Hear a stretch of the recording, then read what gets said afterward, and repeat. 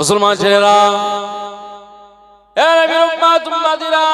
কিয়ামতের ময়দানে আল্লাহ পাক ওই আলেম বান্দাকে ডেকে ডেকে বলবেন, আয় আমার বান্দা, পৃথিবীর জমিনে তুমি আমার জন্য কি করলে? সেই সময় আমি আব্দুল মুনাইম আমার মতো আর অনেক আলেম হাফেজ কারীরাও বলতে থাকবে, আল্লাহ আপনার জন্য আমি ইলম অর্জন করেছিলাম, আপনার জন্য আমি জ্ঞান সঞ্চয় করেছিলাম, আপনার জন্য কোরআন শিক্ষা করেছিলাম, আপনার জন্য হাফিজ হয়েছিলাম, আপনার জন্য কারি হয়েছিলাম, আপনার জন্য আমি মুফতি হয়েছিলাম। আমার আল্লাহ পাক সেই সময় বলবে, দেখো দেখো, তুমি যে তোমার জবানবন্দি দিচ্ছ, তুমি বলেছো যে আমি আল্লাহ, আমার জন্য তুমি আলেম হয়েছো, আমি আল্লাহ পাক আমার জন্য তুমি কারি হয়েছো, আমি আল্লাহ পাক আমার জন্য তুমি মুফতি হয়েছো, কিন্তু না না না, আমি আল্লাহ সাক্ষ্য দিচ্ছি এটা আমার জন্য এক চুল পরিমাণ হয়নি, বরং পৃথিবীর জমিনে তুমি আলেম আর কারি আর হাফিজ হয়েছো। জনগণ যেন তোমাকে আলেম বলে ডাকে, জনগণ যেন তোমাকে হাফিজ বলে ডাকে, জনগণ যেন তোমাকে কারি বলে ডাকে। তুমি মানুষের কাছ থেকে এই সম্মানটা পাওয়ার জন্য তুমি আলেম হাফিজ কারি হয়েছো। না না না, আজ মানুষের জন্য লোক দেখানো আমল করেছো বলে আমি আল্লাহ খুশি হলাম না। আজ তোমার ঠিকানা জান্নাতের বদলে জাহান্নাম। আয় আমার ফেরেশতারা, আমার এই বান্দাকে ঘাড় ধাক্কা দিয়ে আমার জাহান্নামায় নিক্ষেপ করে দাও। সেদিনে আমার মতো লোক দেখানো আলেমও জাহান্নামায় চলে যাবে। এই যে কথাটা আমি বলছি, বিষয়টা বুঝতে পারছেন তো? যে নামাজি, হাজি, মাওলানা, কারি আমরা যেই হই না কেন, যদি অহংকার, তাকাব্বুরি, রিয়া থাকে, তাহলে এক চুল পরিমাণ আমল কাজ হবে না। আমার মতো আলেম, কারি, হাফেজরাও জাহান্নামী হয়ে যাবে। সবকিছু ইবাদত আমল করতে হবে কার জন্য? চিৎকার দিয়ে বলেন, কার জন্য? আল্লাহর জন্য হতে হবে। এইজন্য বিনয়ী হতে হবে। মুসলমান ছেলেরা, এটা একটা হাদিসের পয়েন্ট আমি তুলে ধরলাম। একজন শহীদকে টেনে নিয়ে আসা করেন, আল্লাহ পাক বলবেন, বান্দা তুমি পৃথিবীর জমিনে আমার পক্ষ থেকে কি পেয়েছো? আল্লাহ আমি জমিন পেয়েছি, জমিনের উপরে আমি ঘর বাড়ি বানাতে পেরেছি, জমিনের উপরে আমার জন্য 2-5 বিঘে জমি আপনি দিয়ে দিয়েছিলেন। আল্লাহ আপনার থেকে আমি বরকত পেয়েছি, রুজি আপনার থেকে আমি পেয়ে গেলাম। আল্লাহ পাক পৃথিবীর জমিনে সব আপনার থেকে আমি পেয়েছি। আল্লাহ বলবেন, যে আমি দিয়েছি এটা তুমি স্বীকার করছো কিনা? বান্দা সেদিনে স্বীকার করবে, আল্লাহ হ্যাঁ হ্যাঁ হ্যাঁ, আপনি আমাকে না দিলে কেউ আমাকে দিতে পারতো না। এই সময় আল্লাহ পাক বান্দাকে লক্ষ্য করে বলবেন, বান্দা আমার বান্দা পৃথিবীর জমিনে তুমি আমার জন্য কি করলে? এই সময় শহীদ বান্দাটা বলতে থাকবে, আল্লাহ পাক পৃথিবীর জমিনে আপনার জন্য আমি জিহাদের ময়দানে গিয়েছিলাম, কাফেরদের তলোয়ারের আঘাতে আমার গর্দানটা উড়ে গিয়েছে, ধড় থেকে মাথাটা আলাদা হয়ে গিয়েছে, আমি শহীদ হয়ে গিয়েছিলাম। পৃথিবীর জমিনে আপনার জন্য শহীদ হয়েছিলাম, আপনার জন্য শরীর থেকে রক্তগুলো বার করে দিয়েছিলাম। আল্লাহ পাক সেই সময় শহীদান বান্দাকে লক্ষ্য করে বলবেন, আমার বান্দা তুমি আজকে মিথ্যা কথা বলছো, আমার দরবারে তুমি সত্য কথা বলো না।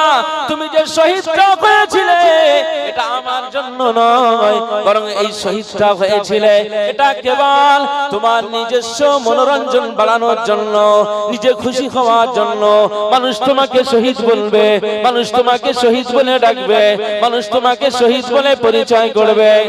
আমার বান্দা আজকে তুমি যে মিথ্যা মিথ্যা এখানে প্রমাণ দিচ্ছ, আমি আল্লাহ এটা কবুল করলাম না। আজ আমি আল্লাহ তোমাকে জান্নাতের বদলে জাহান্নাম রেখে দিয়েছি। আল্লাহ পাক ফেরেশতাদেরকে ডেকে বলবে, আয় আমার ফেরেশতারা, আমি আল্লাহ পাক আজ এই বান্দাকে জান্নাত দিলাম না, জাহান্নামে নিক্ষেপ করার জন্য তোমাদেরকে পারমিশন দিলাম। আয় আমার ফেরেশতারা নিয়ে যাও। ওই সময় ফেরেশতারা ওই বান্দাটাকে, শহীদান বান্দাটাকে ঘাড় ধাক্কা দিয়ে দিয়ে দিয়ে জাহান্নামায় নিক্ষেপ করে দেবে। এই শহীদানের কথা বলছি, শহীদান। শহীদ হওয়াটা সহজ ব্যাপার ভাই? শহীদ হওয়াটা সহজ? নিজের জানটা কুরবান করে দেওয়া, নিজে বেঁচে থাকবো না, এটা তো সহজ ব্যাপার নয়। যদি এই জায়গাটায় নিয়ত ভালো না থাকে, আমি শহীদ হচ্ছি, লোকে বলবে যে আমি অমুক আব্দুল মুনাইম শহীদ হয়েছি। এই যে লোকের কাছ থেকে আমি নাম যশ বাড়ানোর জন্য, লোকে আমাকে বলবে একজন ভালো নামাজি, লোকে বলবে যে হজ করে এসেছে হাজী। এই যে নাম বাড়ানোর জন্য, নাম কেনার জন্য আমি যে হজ করলাম, আমি যে শহীদ হলাম, আমি যে আলেম হলাম, আমি যে কারি হলাম, এটা দুনিয়ায় থাকবে, আল্লাহর দরবারে কবুল হবে না। দুনিয়ার মানুষের কাছ থেকে নাম কেনার জন্য শহীদ হয়েছে কি আল্লাহ জাহান্নামায় দেবে? আপনি ভাবছেন 2-4 রাকাত 10 রাকাত নামাজ পড়ে বড় একজন মুসল্লি ভাবলেই হবে? এজন্য ইসলাম বিনয় শেখায়, বিনয়ী হয়ে যান, নরম দিলের মানুষ হন। এই জমিনের উপরে বেশি অহংকার তাকাব্বুরি করবেন না। আল্লাহর জন্য নিজেকে দিল উজাড় করে এই জমিনে আল্লাহকে খুশি করার জন্য ইবাদতে মশগুল হয়ে যান। যদি আপনি এটা করতে পারেন, নিজেকে শুধরে নিতে পারেন, নিজেকে এই তাকাব্বুর মুক্ত জীবন বানাতে পারেন, অহংকার মুক্ত জীবন আপনি যদি চরিত্র গঠন করতে পারেন, আমার আল্লাহ আপনাকে জাহান্নামী করবে না, জান্নাতি বানিয়ে দেবে। জোরে বলুন সুবহান।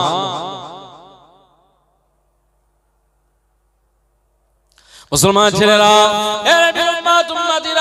আল্লাহ নবী দিন দুনিয়ার বাদশা হাবিবুল্লাহকে, নবী জনাবে মুহাম্মদুর রাসূলুল্লাহকে সাল্লাল্লাহু আলাইহি ওয়াসাল্লাম প্রত্যেক দিনে অনেক নামাজ তিনি আদা করতেন। সারা রাত তিনি ইবাদতে মশগুল থাকতেন, সারা রাত আল্লাহর জিকিরে মশগুল থাকতেন, সারা রাত আল্লাহর নামাজে মশগুল থাকতেন। মুস্তাফা আল্লাহর জন্য নিজের কপাল মুবারকটা সিজদায় ঝুঁকিয়ে দিতেন। আমাদের রাসূলুল্লাহ নামাজ পড়েছিলেন না পড়েনি? নামাজের পরে আল্লাহর দরবারে বলতেন, আল্লাহ আমি তোমার নবী মুহাম্মদুর রাসূলুল্লাহ বলছি, আমি যে ইবাদতটা করেছি আল্লাহ তোমার জন্য করেছি, তুমি কবুল করে নাও। একবার জোরে বলুন সুবহান। রাসূলুল্লাহ বলছেন, যার জীবনের কোনো গুনাহ নেই, পিছনের, সামনের, ডাইনে, বামের, আগের, পরের, নিচের, উপরের সমস্ত গুনাহ থেকে আমার আল্লাহ মুস্তাফা কামলিওয়ালাকে আল্লাহ মুক্ত করে রেখেছেন, পবিত্র করে রেখেছেন। আমাদের নবীজিকে আল্লাহ বেগুনাহ মাসুম করে রেখেছেন। একবার জোরে বলুন সুবহানাল্লাহ। এমন একজন মহানবী কামলিওয়ালা, তিনি যদি নামাজের পরে, ইবাদতের পরে যদি আল্লাহর দরবারে বলেন যে আল্লাহ এটা আমি আপনার জন্য করলাম, তাহলে আমাদের নেতার কথা যদি এটা হয়, তাহলে নেতার অনুসারীদের কথা কেমন হবে বলে?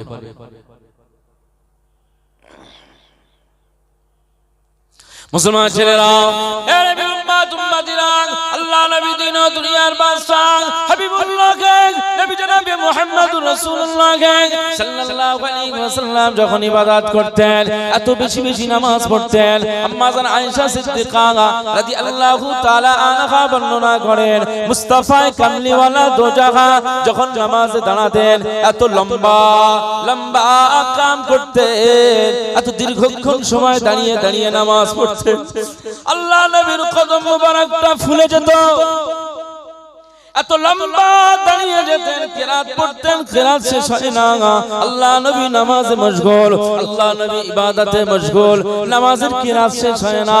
1 ঘন্টা, 1.5 ঘন্টা, 2 ঘন্টা পার হয়ে যায়, মুস্তাফা রুকুতে যায় না।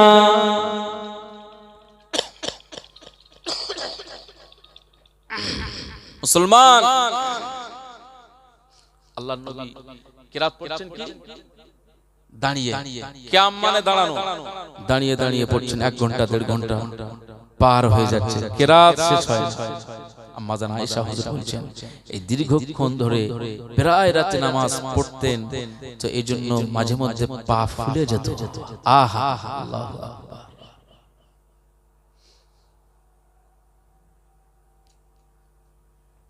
মুসলমান ছেলেরা, এ নবী উম্মত উম্মতিরা, আম্মা জান আয়েশা সিদ্দিকা রাদিয়াল্লাহু তাআলা আনহা বর্ণনা করেন, আল্লাহ নবী মুস্তাফা দো জাহানের বাদশা হাবিবুল্লাহ গে নবী জনাবে মুহাম্মদুর রাসূলুল্লাহ গে সাল্লাল্লাহু আলাইহি ওয়াসাল্লাম হুজুর আমার দাঁড়িয়ে দাঁড়িয়ে যখন নামাজ আদা করতেন, পা মুবারক কদম মুবারকটা ফুলে ফেপে উঠতো। আমি রাসূলুল্লাহ সাল্লাল্লাহু আলাইহি ওয়াসাল্লামকে দেখলাম এই দাঁড়িয়ে দাঁড়িয়ে কিরাত তিনি পড়তেন, আর যখন আবার রুকুতে যেতেন, যখন আল্লাহু আকবার বলে রুকুতে চলে যেতেন, রুকুতে যাবার পরে এই রুকু থেকে যেন আর মাথা উঠাবেন না, দীর্ঘক্ষণ সময় ধরে রুকুতে রয়ে গেলেন। আম্মা জান আয়েশা হুজুর বলেন, যখন রাসূলুল্লাহ রুকুতে রইলেন তো রইলেন, না না না, আবার কিছু সময় পরে, দীর্ঘ সময় পরে যখন রুকু থেকে দাঁড়িয়ে পড়লেন, সামি আল্লাহু লিমান হামিদা বলে, রব্বানা লাকাল হামদ বলে দাঁড়িয়ে পড়লেন, আবার কিছু সময় দাঁড়িয়ে পড়লেন, না না না, আল্লাহ নবী এই দাঁড়িয়ে থাকবার পরে আবার সিজদায় চলে গেলেন। এই সিজদাটা লম্বা সিজদা, দীর্ঘক্ষণ সিজদা, সিজদা থেকে মাথা উঠান না, আল্লাহ নবী সিজদা থেকে মাথা উঠান না। আম্মা জান আয়েশা সিদ্দিকা রাদিয়াল্লাহু তাআলা আনহা বর্ণনা করেন, আল্লাহ নবী সিজদাতে এত কান্না কাঁদতেন, এত রোনাজারি করতেন, আমি আয়েশা সিদ্দিকা রাদিয়াল্লাহু তাআলা আনহা জানিয়ে দিলাম, আমার নবীর মতো নামাজ আমি আর আয়েশা জীবনে কাউকে দেখে না। জোরে বলতে পারলেন না সুবহানাল্লাহ। আর আমরা যখন নামাজে ঢুকি বাবা, আমরা নামাজে ঢুকি তাড়াতাড়ি মনে হয় যেন সূরা কাউসারের মতো সব যদি সূরা হতো তো মাথা খারাপ করে দিত। সূরা কাউসার জানেন তো?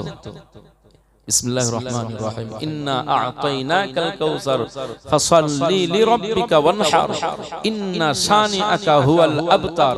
কোরআনুল কারীমের 114টা সূরার ভিতরে সবচাইতে সংখ্যায় পরিমাণে ছোট সূরা হচ্ছে সূরাতুল কাউসার। একবার জোরে বলুন সুবহানাল্লাহ।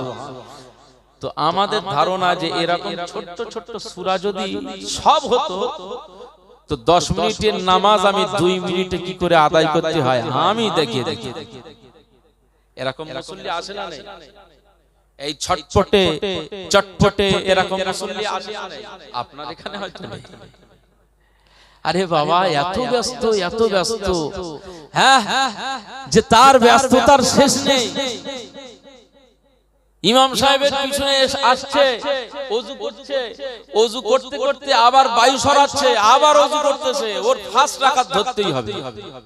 ওরে দূর করে ওযু বারবার কেটে যাচ্ছে। এক কাজ করি, ওই নাক মুখ টুক বেশি ধোয়ার দরকার নেই, তাড়াহুড়ো করে ওযু করে গিয়ে আল্লাহু আকবার, ইমাম সাহেবের পিছনে নামাজ হয়ে গেল। নামাজ হয়ে যাওয়ার পরে সুন্নাত পড়লো, নফল পড়লো না, তাড়াহুড়ো করে মসজিদ থেকে এবার বার হচ্ছে, কোন জুতোটা নেওয়া যায়। হ্যাঁ জুতো তো খুলেছিল ওখানে না, ওর আর বেরানে কাজ করে না, এত ব্যস্ততা, পায়ে যেটা সেটিং হয়েছিল বেরিয়ে। এরকম মুসল্লি আসে না নেই সমাজে? খারাপ নেবেন না, সবাই নয়, কিছু আছে। একই নামাজ, একই বাবা।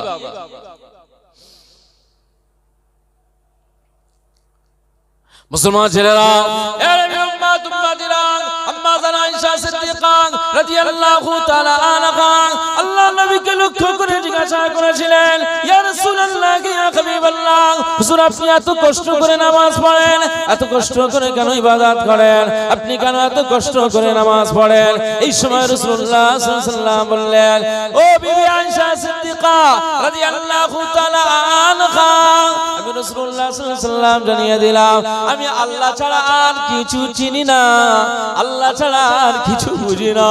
আমার আল্লাহকে আমি এত ভালোবাসি, আমার আল্লাহকে আমি এতটা মহব্বত করি, আমি রাসূলুল্লাহ সাল্লাল্লাহু আলাইহি ওয়াসাল্লাম আমার আল্লাহর দিওয়ানায় মশগুল হয়ে যায়।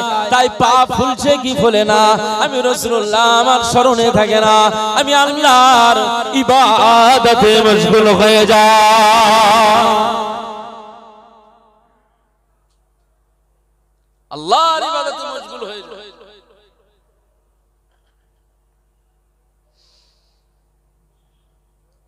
মুসলমান ছেলেরা, এর উম্মত উম্মতিরা, আম্মা জান আয়েশা সিদ্দিকা রাদিয়াল্লাহু তাআলা আনহা রাসূলুল্লাহ সাল্লাল্লাহু আলাইহি ওয়াসাল্লামকে বললেন, ইয়া রাসূলুল্লাহ, ইয়া হাবিবাল্লাহ, হুজুর আপনার তো পিছনের গুনাহ মাফ, সামনের গুনাহ মাফ, পূর্বের গুনাহ মাফ, পরের গুনাহ মাফ। আল্লাহ আপনাকে বেগুনাহ করে দিয়েছে, আল্লাহ আপনাকে মাসুম বানিয়ে দিয়েছে। আপনার কোনো গুনাহ নাই, আপনার চরিত্রে কোনো নুকসান নাই, কোনো চরিত্রে গুনাহ নাই, কোনো দাগ নাই, কিন্তু আপনি এত বেশি বেশি কেন ইবাদত করেন? এই সময় রাসূলুল্লাহ সাল্লাল্লাহু আলাইহি ওয়াসাল্লাম বলেছিলেন, হে বিবি আয়েশা সিদ্দিকা রাদিয়াল্লাহু তাআলা আনহা, আমি রাসূলুল্লাহ সাল্লাল্লাহু আলাইহি ওয়াসাল্লাম জানিয়ে দিলাম আমি বেশি বেশি কেন ইবাদত করি। তুমি কি জানো না আল্লাহ কত সম্পদ আমার জন্য দিয়েছে, গোটা দুনিয়া আমার জন্য দিয়ে দিয়েছে, গোটা উম্মতটা আমার জন্য দিয়ে দিয়েছে, হাওয়াজে কাউসারটা আমার জন্য দিয়ে দিয়েছে। মিজানে দাড়ি পাল্লাতে আমি রাসূলুল্লাহ সাল্লাল্লাহু আলাইহি ওয়াসাল্লাম যখন দাঁড়িয়ে থাকবো, আমার উম্মতদের দাড়ি পাল্লাটা আমি রাসূলুল্লাহ আমার জন্য ভারী হয়ে যাবে। আমি রাসূলুল্লাহকে পুলসিরাতের কাছে দাঁড় করিয়ে দেবে। আমি রাসূলুল্লাহ সাল্লাল্লাহু আলাইহি ওয়াসাল্লাম জানিয়ে দিলাম, পুলসিরাতের জায়গায় আমার কোন গুনাহগার উম্মত উম্মতি যদি পুলসিরাত না পার হতে পারে, আমি রাসূলুল্লাহ সাল্লাল্লাহু আলাইহি ওয়াসাল্লাম জানিয়ে দিলাম, আমি রাসূলুল্লাহ আমার গুনাহগার উম্মত উম্মতিদের পার করার জন্য দাঁড়িয়ে থাকব। আমি তাকে পার করার জন্য দাঁড়িয়ে থাকব। আল্লাহ আমাকে এমন ক্ষমতা দিয়েছে, এত সম্মান দিয়েছে, এত মর্যাদা দিয়েছে, আমার মাধ্যমে একজন গুনাহগার উম্মত উম্মতিও পুলসিরাত পার হয়ে যাবে।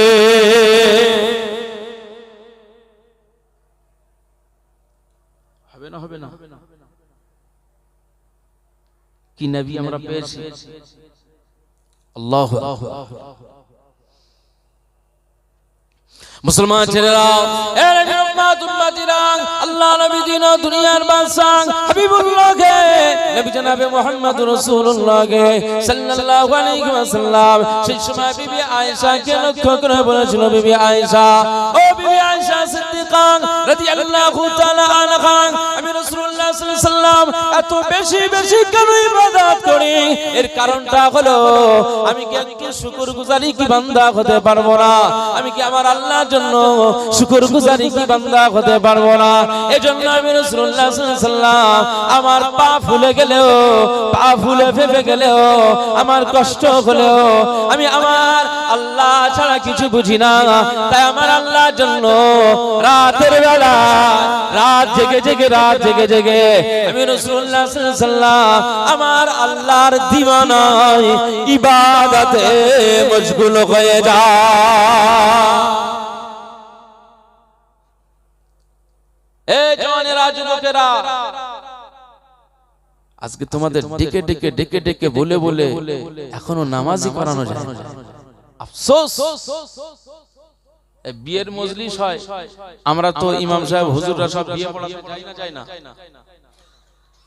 আমরা ইমাম সাহেব হুজুরদের ওই বিয়ের মজলিসে যখন খুতবা বা বিয়ে পড়ানোর সময় অনেক বরকে, অনেক দুলহাকে বলা হয় যে এরকম নামাজের বৈঠকের হালাতে বসো, উকিলও বসে, এরকম বসে তো নাকি?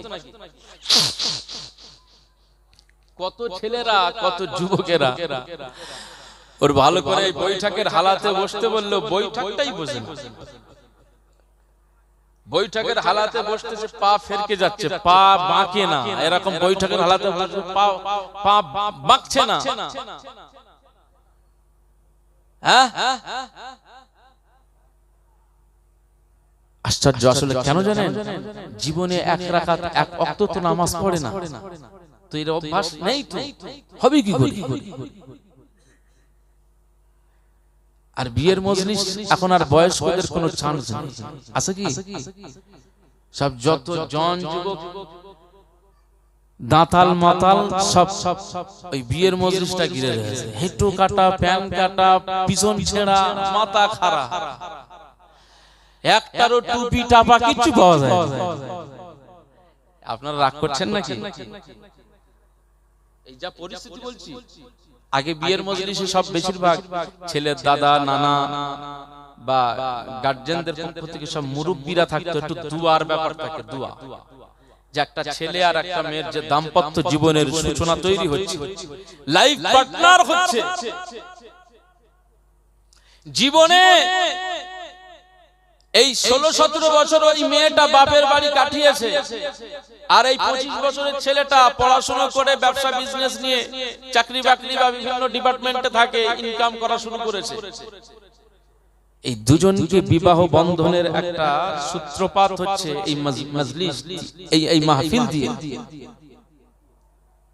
সেই জায়গায় সারা জীবনের জন্য তারা স্বামী স্ত্রী হিসাবে সংসার করবে, তাদের জন্য দোয়া দরকার আছে না? ছেলে মেয়েদের জন্য দোয়ার দরকার আছে না? বারাকাল্লাহু ফি নিকাহিহিম, আল্লাহ তাদের এই নিকাহে আল্লাহ বরকত দাও, তাদের সম্পর্কটা যেন অটুট থাকে, এই জন্য তো দোয়ার দরকার। তো দোয়া করতে গেলে যারা ভালো নামাজি হাজি মুসাল্লি, তাদেরকে ওই জায়গায় কেউ বসতে দেয় না, সব ওই হেঁটো কাটা প্যান্ট ছেড়া ওরাই বসে।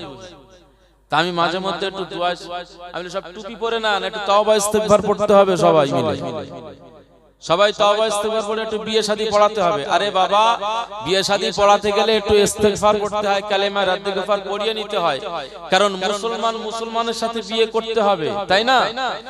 আর এই ঈমান চলে যায় কি কারণে?